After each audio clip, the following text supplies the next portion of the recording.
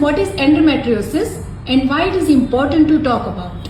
Hello everybody, मेरा नाम doctor Manish Shah है। मैं सनफ्लावर वुमेन्स हॉस्पिटल में पेल्विक लेप्रोस्कोपिक सर्जन हूँ। एंडोमेट्रियोसिस एक ऐसा डिजीज है जो फीमेल की रिप्रोडक्टिव एज में बहुत कॉमनली पाया जाता है। अराउंड 10% इंसिडेंस वर्ल्ड वाइड उसके रिपोर्टेड है, जिसमें इनफर्टिलिटी के पेशेंट्स बहुत ज्यादा ही रिपोर्ट करते हैं with the disease of endometriosis.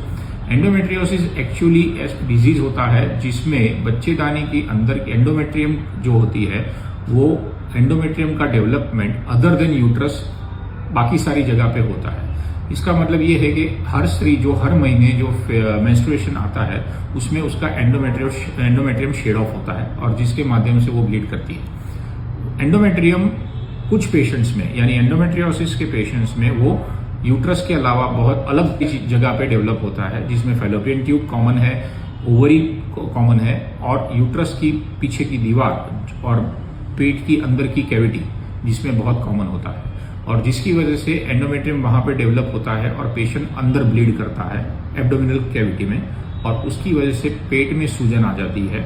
और सूजन के साथ साथ वो सारे ऑर्गन्स फैलोपियन ट्यूब, ओवरीज और लेट्रिन की जगह सारी सिग्मोइड बोलते हैं, वो सारा एक साथ मिलके चिपक जाता है और अंदर बहुत सारे जाले बन जाते हैं, जिसकी वजह से पेशेंट्स को पीरियड के दौरान बहुत सारा पेन होना, पेनफुल पीरियड होना, इंटरकोर्स में पेन होना, इनफर्टिलिटी डेवलप होना, ये सारा कॉमन हो जाता है। एंडोमेट्रियोसिस के बारे में बात करना इसलिए जरूरी है क्योंकि अब तक ज्यादातर फीमेल हॉस्पिटल में जब इनफर्टिलिटी का प्रॉब्लम होता है तभी रिपोर्ट होता था, दिखाने आते थे और तभी उनका एंडोमेट्रियोसिस डायग्नोस होता था। जनरली एंडोमेट्रियोसिस के सिम्टम्स जो होते हैं इससे उसका सस्पिशन यानी एंडोमेट्रियोसिस हो सकता है वो जल्दी से जान सकते हैं अगर सिम्टम्स में ध्यान रखा जाए, और उसके साथ साथ में उसका डायग्नोसिस अच्छे से जल्दी हो जाता है तो फिर उसके हिसाब से उसकी ट्रीटमेंट भी काफी हम अच्छी तरह से उसको प्रोवाइड कर सकते हैं।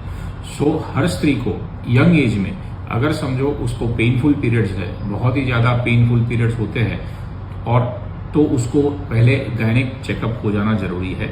हो सके वो नॉर्मल भी आ सकता है, लेकिन अगर एंडोमेट्रियोसिस रूल आउट हो जाता है और कोई पेनफुल अदर रीजन की वजह से पेनफुल पीरियड्स है तो उसकी ट्रीटमेंट बहुत आसान हो जाती है।